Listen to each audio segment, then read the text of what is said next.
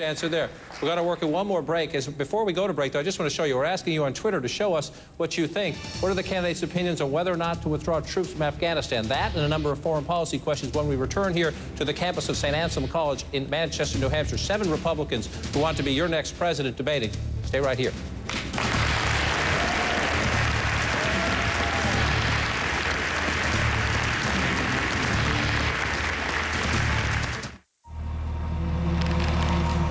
The inspiration for its shape was an archer drawing his bow.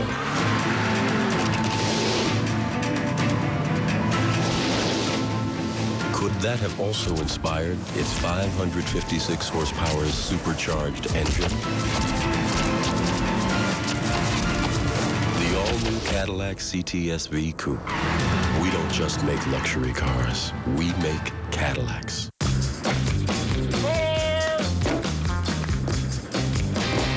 No matter what small business you're in, managing expenses seems to get in the way. Not anymore. Inc. introduces Jot, a real-time expense app that lets you track and categorize expenses on the go, so you can get back to the business you love.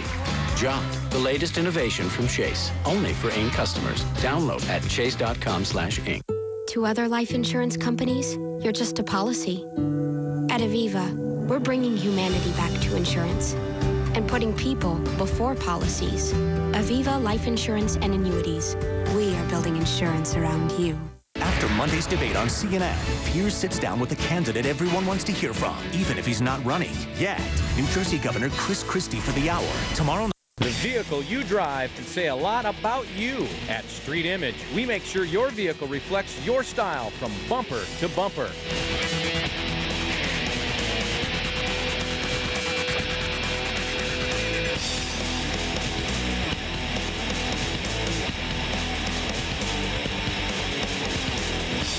Customize and personalize your vehicle at Street Image. Street Image Truck and Auto Accessories, because your vehicle reflects your style. Welcome to the world of Enigma at the Radisson Hotel in historic downtown Rapid City. Enigma's team of international chefs and dedicated servers invite you to delight in our collection of global wines, unique fashion of service, and delicious foods which are the passion of our trade.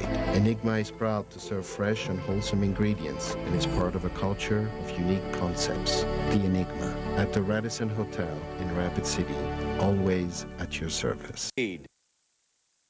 Deadly Consequences, AC 360, CNN Thursday night, 10 Eastern.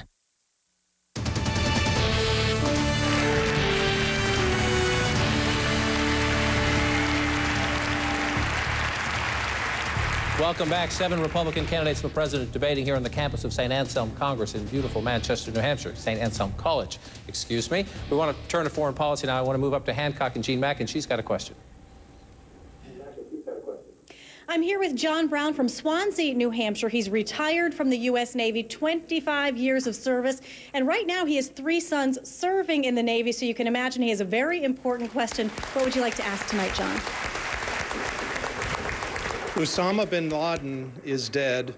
We've been in Afghanistan for 10 years. Isn't it time to bring our combat troops home from Afghanistan? Governor Romney, take the lead on that one. It's time for us to bring our troops home as soon as we possibly can, consistent with the word that comes from our generals that we can hand the country over to the Taliban military in a way that they're able to defend themselves, excuse me, the Afghan military, to defend themselves from the Taliban. That's an important distinction. But I want to say, first of all, thank you to you for the sacrifice of your family and your sons in defending the liberty that we have and our friends around the world. Thank you for what you've done. Congressman Paul. Let me continue, and that is, I think we've learned some important lessons in our experience in Afghanistan. I want those troops to come home based upon not politics, not based upon economics, but instead based upon the conditions on the ground determined by the generals. But I also think we've learned that our troops shouldn't go off and try and fight a war of independence for another nation. Only the Afghanis can win Afghanistan's independence from the Taliban. Thank you. Congressman Paul, do you agree with that position? Not quite. You know, I served 5 years in the military. I've had a little experience. I've spent a little bit of time over in the Pakistan, Afghanistan area, as well as in Iran. But I wouldn't wait for my generals. I'm the commander-in-chief. I make the decisions. I tell the generals what to do, and I'd bring them home as quickly as possible, and I'd get them out of Iraq as well, and I wouldn't start a war in Libya. I'd quit bombing Yemen, and I'd quit bombing Pakistan. I'd start taking care of people here at home because we could save hundreds of billions of dollars. Our national security is not enhanced by our presence over there. We have no purpose there. We should learn the lessons of history, and the longer we're there, the worse things are, and the more danger we're in as well, because our presence there is not making friends, let me tell you. Governor Pawlenty, a growing number of Republicans are more skeptical of these foreign involvements, but I want you to take what Congressman Paul just said there, and let's focus on one. He said no bombing in Yemen. The strikes in Yemen have been targeted at al-Qaeda leaders, al-Qaeda operatives, who the President of the United States, who happens to be a Democrat in this case, views as serious threats against this nation. Do you agree with Congressman Paul there, or do you agree with President Obama and the strikes? Let me first say to John, thank you for your family's commitment to our nation, to your service, to the sacrifices that you've made, and to the burdens that you bear. I know I speak for everyone in this room and all across this country when we say we're grateful to you. We wouldn't have the country without people like you and your sons. Thank you very much. And beyond that, John, I start with this perspective. On September 11, 2001, individuals and groups killed 3,000 or so of our fellow Americans. They would have killed not 3,000, but 30,000 or 300,000 or 3 million or 30 million if they could have had the capability to do that in their hands. And as soon as they get it, they'll try. And the first duty of the President of the United States and the leader of this nation and Commander-in-Chief is to make sure this nation is safe. So you bet, if there are individuals I have intelligence on or groups in Yemen that present a threat to our security interests in that region or to the United States of America, you can bet they'll hear from me and we'll continue those bombings. All right, let's stay on foreign policy, and I want to move the questioning. Tom Foreman up in Rochester. Tom? Lost it. All right, we're having a problem. Here we go. I'd like to know your opinion on your involvement with Libya. Congresswoman Bachmann, should the president have joined initially more U.S. presence, but now a NATO operation? Was that the right thing to do? Is that in the vital national interest of the United States of America? No, I don't believe it is, and that isn't just my opinion. That was the opinion of our Defense Secretary Gates when he came before the United States Congress. He could not identify a vital national American interest in Libya.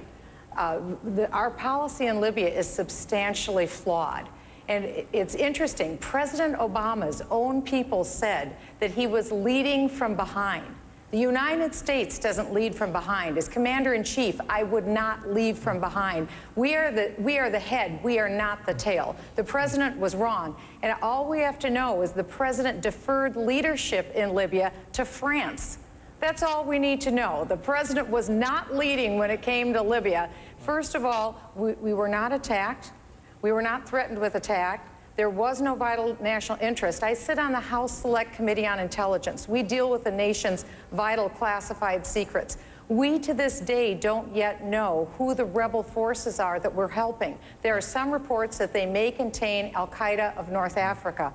What possible vital American interest could we have to empower al-Qaeda of North Africa and Libya? The President was absolutely wrong in his decision. Mr. Speaker, address the same question. Was it in the vital national interest of the United States? And as you do so, I had a conversation with a soon-to-be candidate who's not here tonight, Governor Huntsman, recently, who said he didn't think so when it came to vital national interest, and he also said we can't afford it right now. Should the price tag be a factor when you're the Commander-in-Chief of the United States? Well, sure. The price tag's always a factor because, as General Eisenhower, once he was president, pointed out, as Abraham Lincoln understood, as George Washington understood, that's a part of the decision. But I think what Congresswoman Bachmann just said ought to really sober everybody about how much trouble we're in. 10 years after 9/11, our intelligence is so inadequate that we have no idea what % of the Libyan rebels are, in fact, al-Qaeda. Libya was the second largest producer of people who wanted to kill Americans in Iraq. And I think that we need to think fundamentally about reassessing our entire strategy in the region. I think that we should say to the generals, we would like to figure out how to get out as rapidly as possible with the safety of the troops involved, and we had better find new and very different strategies, because this is too big a problem for us to deal with American ground forces in a direct combat, and we have got to have a totally new strategy for the region, because we don't today have the kind of intelligence we need to know even what we're doing.